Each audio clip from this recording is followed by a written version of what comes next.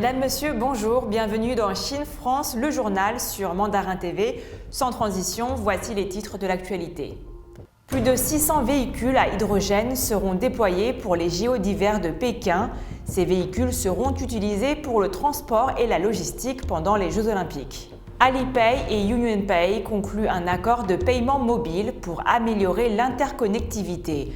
Alipay pourra recevoir les paiements de China UnionPay grâce à la reconnaissance mutuelle des codes QR.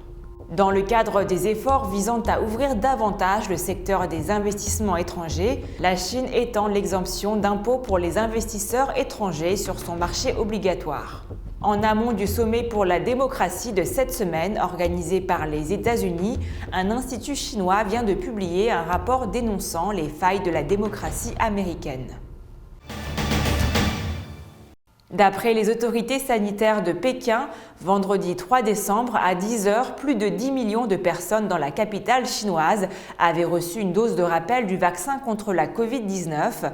Pendant la même période, un total d'environ 52,6 millions de doses de vaccins contre la Covid-19 avaient été administrées à Pékin. Environ 3 millions de vaccinés dans la ville ont 60 ans ou plus, dont quelques 160 000 ont 80 ans ou plus. Actuellement, plus de 22 millions de personnes à Pékin ont reçu au moins une dose. La ville de Zhangjiakou, dans la province du Hebei, où se dérouleront en partie les JO d'hiver, déploiera 655 véhicules à hydrogène dans la zone de compétition de la ville pour les JO d'hiver de Pékin 2022. C'est ce qu'a annoncé le gouvernement municipal. Ces véhicules à hydrogène seront utilisés pour le transport et la logistique pendant les Jeux Olympiques. Un bus à hydrogène peut réduire les émissions de dioxyde de carbone de 11,8 tonnes sur 10 000 km. Ces bus fonctionnent sans problème à une température de moins de 20 degrés Celsius et leur sécurité et leur fiabilité ont été vérifiées selon l'Institut de l'hydrogène et de l'énergie renouvelable de la ville. Actuellement, il y a 144 bus à pile à hydrogène en service à Zhangjiakou, couvrant 9 lignes de bus dans la ville. Ils ont parcouru plus de 21 millions de kilomètres et ont transporté plus de 62 millions de passagers. En tant que ville co-hôte des Jeux Olympiques, Zhangjiakou dispose de 2 usines de production d'hydrogène et de 8 stations de ravitaillement en hydrogène qui peuvent garantir le fonctionnement des véhicules à hydrogène. Le populaire portefeuille mobile chinois Alipay a annoncé le 2 décembre avoir obtenu la reconnaissance mutuelle du code QR pour recevoir les paiements de China UnionPay, dernier progrès dans l'amélioration de l'interconnectivité avec l'association des cartes bancaires. Alipay et UnionPay ont commencé à explorer conjointement l'interconnectivité des paiements par code barre l'année dernière et a depuis expérimenté la fonction dans des grandes villes chinoises telles que Pékin, Tianjin, Guangzhou et Shenzhen dans la province du Guangdong avant de la déployer à l'échelle nationale, a déclaré Alipay sur son compte officiel sur les réseaux sociaux.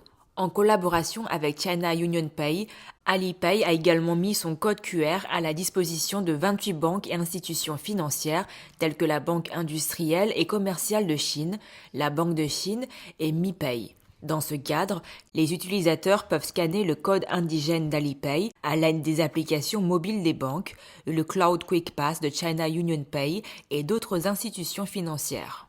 Selon Alipay, l'interconnectivité entre Alipay et China UnionPay se caractérise par l'ouverture, le partage, la sécurité et l'ordre pour l'avenir. La Banque populaire de Chine, la Banque centrale, encourage depuis longtemps l'interconnectivité des paiements par code barre. Dans son plan de développement FinTech 2019-2021, la banque a demandé aux fournisseurs de services de paiement en ligne de supprimer les obstacles en élaborant des normes techniques et en créant un système technique pour les règles de codage des paiements par code barre, de liaison et d'unification. Le 30 septembre, Tencent a annoncé que WeChat Pay et China UnionPay avaient réalisé la numérisation et la reconnaissance mutuelle de leur code barre. Les utilisateurs des capitales provinciales de la Chine peuvent depuis effectuer des transactions en utilisant Cloud Quick Pass pour scanner les codes de collecte de WeChat. La Chine a annoncé jeudi 2 décembre qu'elle avait étendu ses politiques préférentielles fiscales aux investisseurs étrangers qui investissent sur le marché des obligations de la partie continentale de la Chine. Cette annonce avait été faite dans le cadre des efforts visant à ouvrir davantage le secteur. Les investisseurs institutionnels étrangers sont exemptés d'impôts sur le revenu des entreprises et d'impôts sur la valeur ajoutée liés à leurs bénéfices d'intérêt obligatoire provenant de la partie continentale de la Chine, selon une annonce publiée par le ministère des Finances et l'administration d'État des Affaires fiscales. Cette décision est entrée en vigueur le 7 novembre 2021 et sera valide jusqu'au 31 décembre 2025 d'après l'annonce. Les investisseurs institutionnels étrangers peuvent désormais investir sur le marché obligatoire interbancaire chinois par le biais de divers canaux, notamment les investisseurs institutionnels étrangers qualifiés et les investisseurs institutionnels étrangers qualifiés en RMB, l'entrée directe sur le marché et le programme Bond Connect.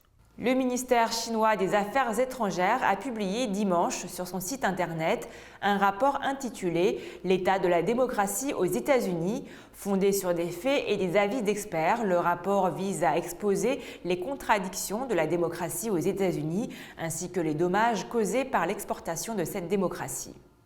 En amont du sommet pour la démocratie de cette semaine organisé par les États-Unis, un institut chinois vient de publier un rapport critiquant la démocratie à l'américaine. 10 questions remettant en cause la démocratie à l'américaine sont posées dans un rapport publié ce lundi par l'Institut Chongyang d'études financières de l'Université Renmin de Chine. La première question est de savoir si la démocratie américaine est destinée au plus grand nombre. Ce rapport indique qu'il y a eu une transformation progressive du comportement politique américain ces dernières années. Il en résulte de fréquentes situations dans lesquelles quelques personnes prennent le pouvoir et décident des résultats des élections. Une telle transformation est contraire au mot démocratie, qui, selon le rapport, signifie que le peuple est maître du pays. Le rapport estime qu'à l'heure actuelle, les États-Unis subissent des menaces contre ces systèmes de freins et contrepoids. L'Institut doute par ailleurs que la démocratie actuelle puisse améliorer le bien-être des Américains face au fossé qui se creuse entre les riches et les pauvres. Concernant la violence armée, la pandémie et les crimes haineux, le rapport soulève également la question de savoir si la démocratie américaine peut garantir la liberté ou les droits de l'homme. Le rapport met en avant que la démocratie des États-Unis actuelle conduit à la division des personnes et à l'échec du système, comme les luttes intestines contre les deux principaux partis politiques. Selon le rapport, la démocratie américaine crée également des troubles à l'étranger.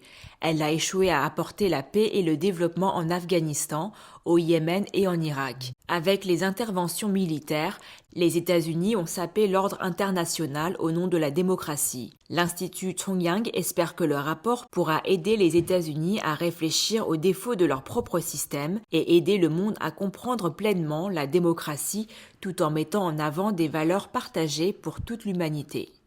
Le mont Qingmei, situé dans le sud-ouest de la province du Yunnan, dans le sud-ouest de la Chine, a été classé parmi les 25 meilleures destinations pour l'année 2022 par le magazine National Geographic. La mer des nuages, les champs de thé anciens, le vieux village de Wenli, le temple bouddhiste de Qingmei. Le mont Qingmei attire des touristes avec sa culture unique, ses différentes ethnies et ses paysages naturels d'une grande beauté. C'est la fin de votre journal, merci à tous de l'avoir suivi. N'hésitez pas à liker et à partager cette vidéo. Très belle journée et très belle soirée à tous.